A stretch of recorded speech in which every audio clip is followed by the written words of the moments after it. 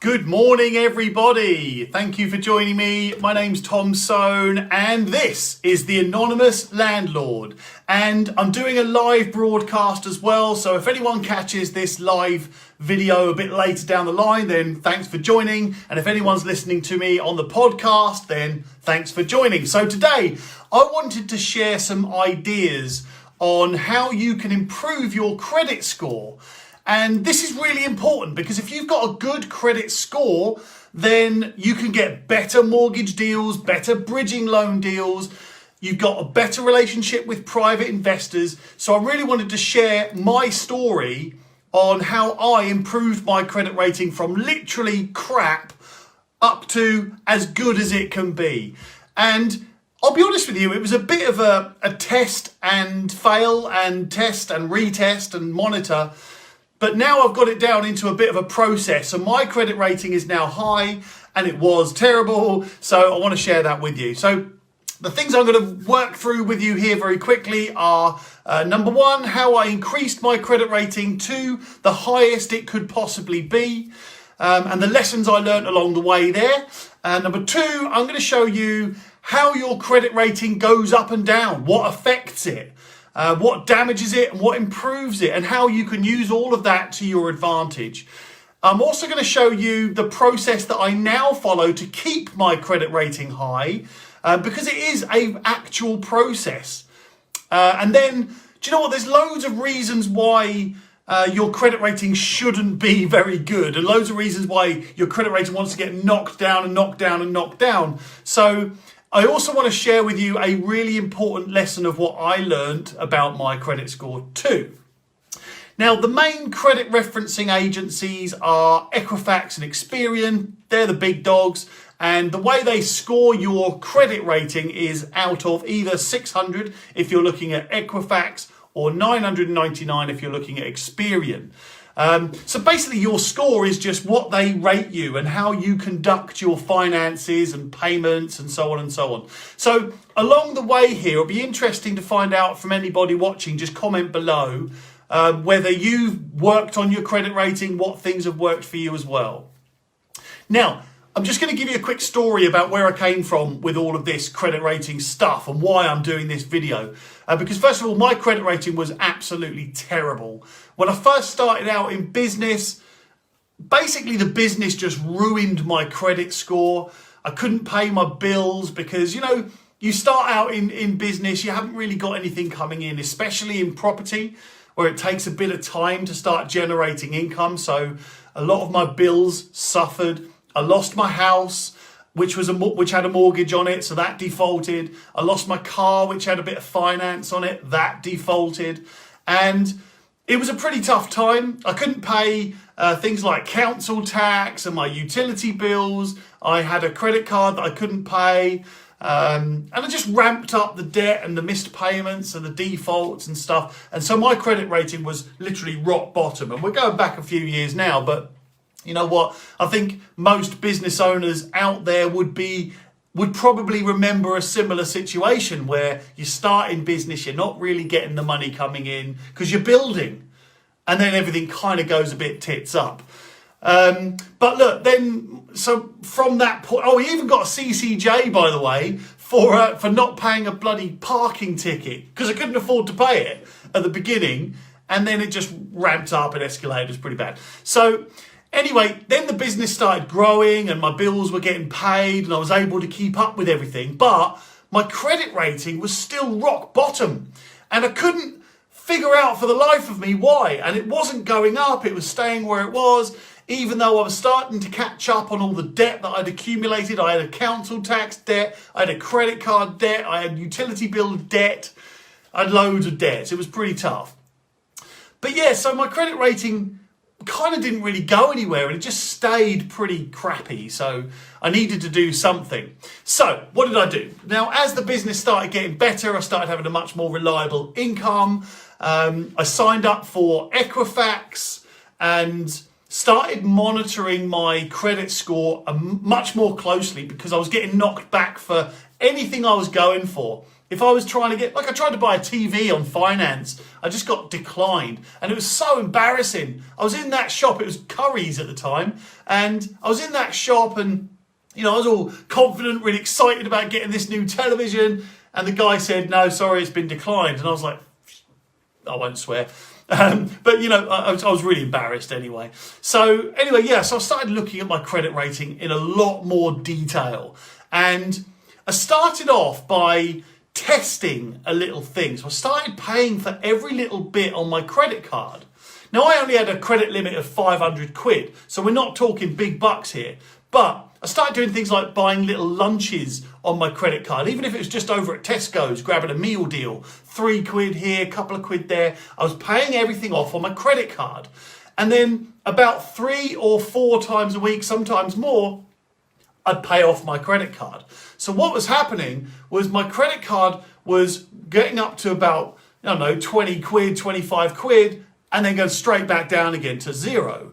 So I kept doing that. And I noticed that my credit rating just started climbing up and climbing up and climbing up. It was still gradual, but it was getting higher and higher and higher and higher. So I was paying that credit card off constantly and carried on doing that.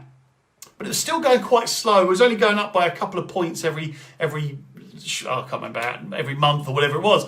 And then I started making sure I was leaving a load of money in my account at the end of each month. Now that was quite challenging because I was still not making a great deal of money at the beginning of the business life, but I really wanted to try and grow my credit rating so that I could start investing, start getting into property.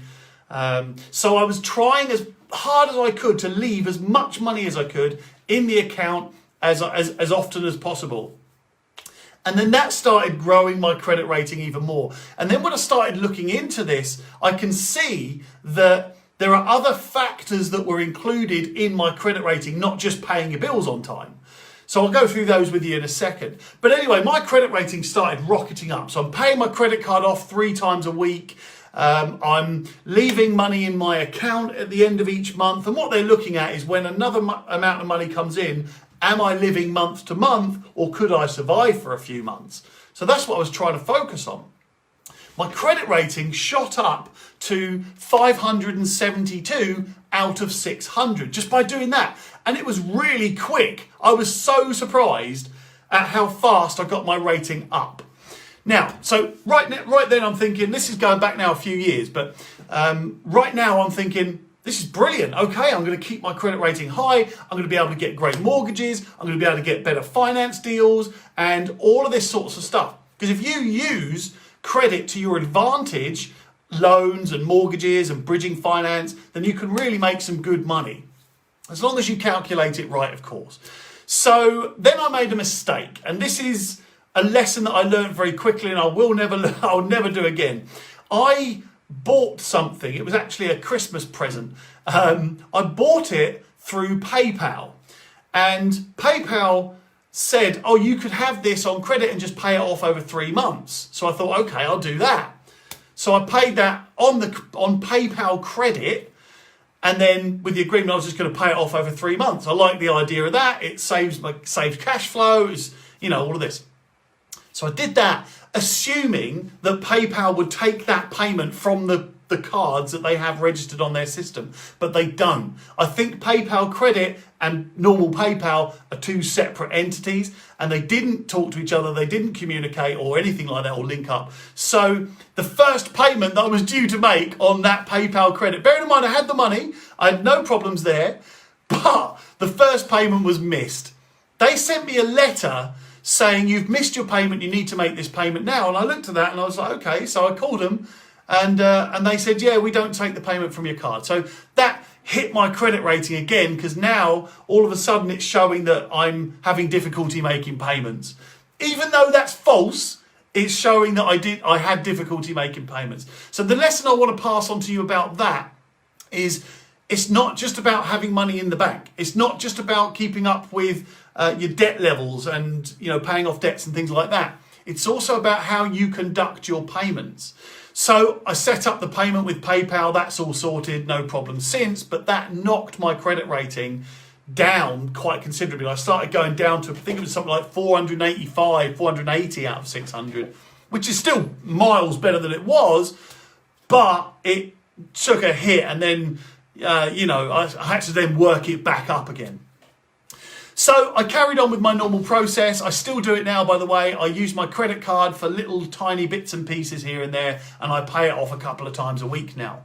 And then my credit rating went straight back up. And that's why I'm doing this, because I figured, well, if you're trying to get into property investing or anything really, business too, it helps in business, especially if you're trying to get any kind of accounts, credit accounts, supplier accounts, anything like that. They'll look at you as the director. For some reason, this is trying to reconnect. Hope you're still with me on Facebook, which is there. Anyway, so I then learned another lesson, which I want to share with you again, especially if you're getting into property investing and things like that. My credit rating went straight back up. And that's when I started getting into property investment for myself. And this is now going back about 3 years or something like that. Bear in mind, for the last 20 odd years, I've been investing for clients, no problem. But now I'm doing it for myself. So start getting credit checks done on me by mortgage lenders. Fine. Now, because I went for a load of different mortgage products, I had a load of different credit checks done on me. And then my credit rating went straight back down again. Because what it's looking at is, how desperate am I for funds? According to my credit report, I'm crying out for lending and support because I'm getting so many credit checks done. So that has an effect. And the interpretation of the credit referencing agencies there is that, right, Tom must be having difficulty because he's desperately trying to get loans and lending and funding and credit and stuff. Well, that wasn't true, because I was just actually trying to invest rather than get out of any trouble. So I've got a few tips here about how your credit rating is affected. And I think that everybody, especially if you want to start investing, I think everybody needs to pay close attention to how this all works. Now, first of all, there's your credit cards, right? Now, if you've got a credit card, then you probably use it, you probably buy big things on it, maybe you stick a holiday on it in order to pay it off over time. Fine, as long as you know what interest rates you're paying and you've accounted for that, then fine, that's up to you. But here's my advice. Keep your credit card usage to below 20% of the limit. If you keep it to below 20% of the limit, and then constantly pay it off, constantly get it down, and then you can use it again, get it down, then use it again, get it down, you can use it again. Make more than just your standard monthly payment, then that goes for you, according to the credit referencing agencies, they look at that as favourable. And they think that you know what you're doing, you know how to manage your debt, you don't need loads of bailing out or anything like that. So keep that credit card below 20% of the limit. That's a really good piece of advice. And it works wonders. It ramps your credit rating up to the top. You might think you've got a good credit rating right now, but trust me, you do this, you start paying off that credit card a couple of times a week, you'll hit that ceiling of credit rating, I promise you that. Constantly pay off your credit cards and your other sort of, if you've got store cards, that's what I'm trying to think of, store cards. You've got store cards, use them, fine, pay them off straight away. A lot of these store cards offer interest-free periods. So, for example, if you take a store card and you spend on that store card, they might not charge you interest until 28 days after you've spent the money. So just pay it off before then. It ramps your rating up here, and it really is quite satisfying as well in a weird way to pay off your debts like that. The next thing I want to tell you is to keep your credit checks to a minimum. Now, here's a little warning in here. A lot of brokers of things, so for example, if you go to, if you want to get a mortgage and you get a credit check done by Barclays, a credit check done by Halifax, a credit check done by this company, that company, that company, then the credit referencing agency will mark you down for that. So try and be a bit mindful about who is doing a credit check and when. Be mindful of how many credit checks are going to be done. And I'll give you another example. If you go and get a car if you take a lease vehicle for yourself, then the lease car broker will be doing a few credit checks on you because they all have different suppliers, right? So make sure you know how many credit checks are going to be done, who's doing that credit check, and try and spread it out over time. And don't let loads of credit checks be done on you at one time. Next, like I said earlier on, keep a reasonable amount of money in your bank account at the end of each month. Now, if you're currently trying to build your finances and you're currently trying to grow and you are living month to month, I know that's tough. I've been there.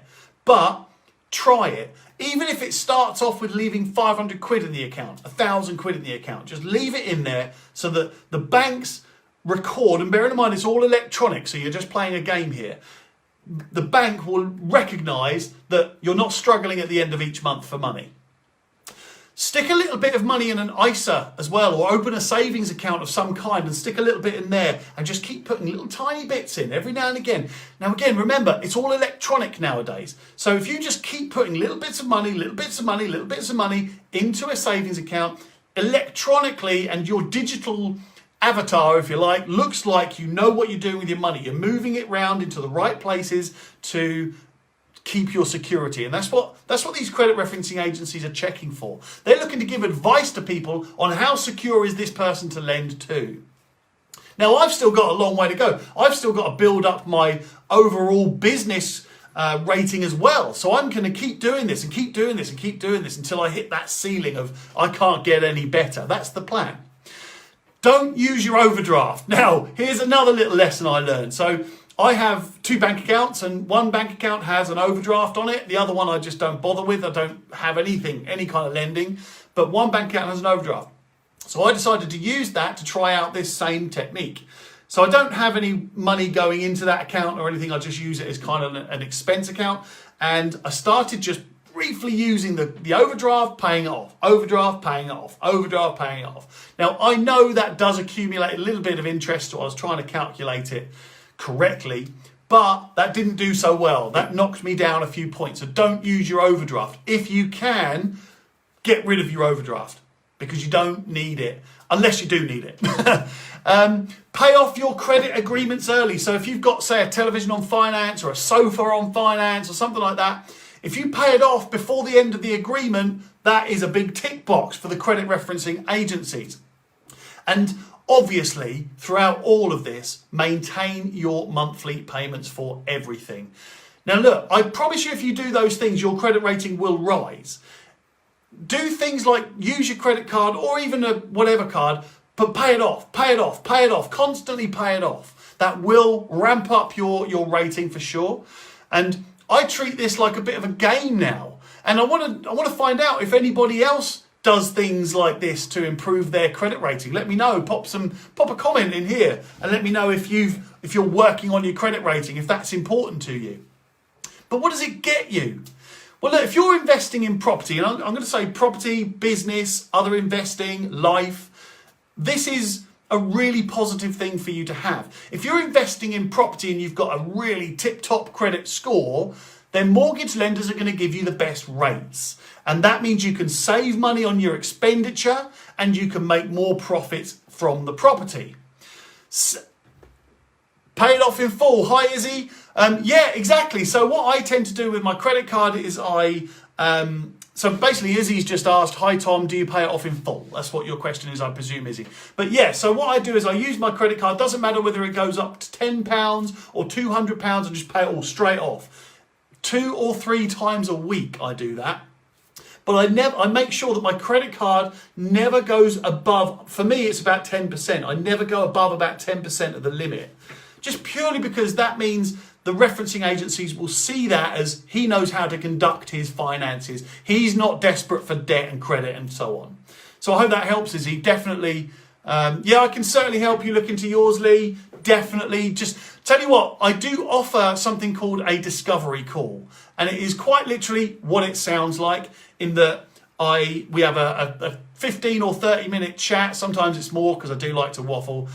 15, 30 minute chat where you can use that for whatever you want. You can ask for advice. I can help you with anything you want help with on that call. And also it's a chance for me to discover what your issues are and your challenges are so that I can create more of this stuff for other people. Anyway, back to what I was saying. Now, right now, you'll get, if you do increase your credit rating to a top level, you get better mortgage deals, like I say, you get better finance for bridging finance, and you get better credit card rates, you get better loan rates, you get all of this lending that can help you increase your profits. You have access to better stuff, but there's more.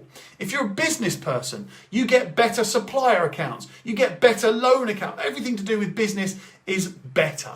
So your credit rating is very important. And now I treat it like a game.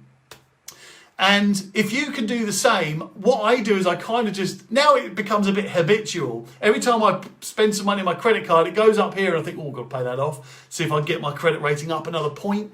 And now I'm at the level where my credit rating's up here somewhere. So it's really difficult to push it up any higher. So every point now is precious. If I go up 1 point, I'm celebrating that night. Or maybe not, it's a bit geeky. But what I would suggest to you, if you're watching this and you want to improve your credit rating, is sign up for Equifax or Experian. Now, I've tried them both. I prefer Equifax. Now, it does cost a few quid a month, but I tell you what I've gained from having that facility is miles better, because I like the Equifax one because it gives me more detail. It gives me more payment history information and just much more detail. So Equifax is my favourite one. I don't get paid to promote that, by the way. Just use which one you feel best with. But yeah. But then I look at that 3 or 4 times a week now. And if my credit rating drops down a point, it's a personal challenge for me to jump on it and get straight back up a point. Now, I don't know if it's possible to hit the top level. And here is a quick warning, by the way. If you sign up for Equifax or Experian, then at the beginning your credit rating will seem to be super high. But that's because it takes time for Equifax and Experian to build all the data from you. So you put in all your previous addresses, all your accounts, all your credit accounts, everything. And then over time, what will happen is Experian is a prime example. You jump onto Experian, your credit rating's right at the top. And thanks for everyone, by the way, I'm getting absolutely battered here with likes and love hearts and all that sort of stuff. So thank you very much for everybody that's smashing those like buttons. Anyway, Experian, when I first registered for it, I was literally 999 and I thought, whoa, amazing. But then over time, it starts to become real. I'd probably allow a good few months for that to show you your real credit score and rating. So that's basically it. And just as a very brief recap, look, I told you my story about how I went from an absolutely terrible credit rating. It's my fault for starting a bloody business. How I got my credit rating right up to as high as it can be, and then what the reasons were for it to come shooting back down again. Well, not shooting, but a bit. It came back down a bit. What I did to get it up to the top, and then what I did to keep it at the top. My credit rating is now very good. It has taken a little bit of a battering very recently, but that's because, as I've been sharing, I'm buying 4 properties, 4 properties in Newcastle. I'm buying 4 properties in Wales. So I've taken quite a few credit scoring checks at the moment. So look, I hope all that helps. Now, don't forget, if you want to book a discovery call with me, it's totally free. I love them. It's literally just an opportunity for you to have a 30-minute call with me. You can ask what advice, anything you want to know about property investing. I'll help with business if I can. I'll help with investing if I can. Any advice I can give you, it will all be based on my opinion. It'll all be my perspective and my tips and stories. So if you want something like that, you can just drop me a message through Facebook, or you can send me an email, as always, tom@pinkstreet.co.uk. But don't forget to check out the podcast as well. The podcast is rocketing. I'm absolutely surprised and astonished. I've been doing a podcast for about 3 months and it's taking off. So I must be doing something right. I hope I am anyway. Now, this credit scoring strategy is just another way for you to be the best version of yourself that you could possibly be. And remember, if you want to be the best version of yourself at one thing, then you've got to be the best version of yourself at everything. And here's my sign off. And I hope you'll all join me in saying, My name's Tom Soane, and this is the Anonymous Landlord.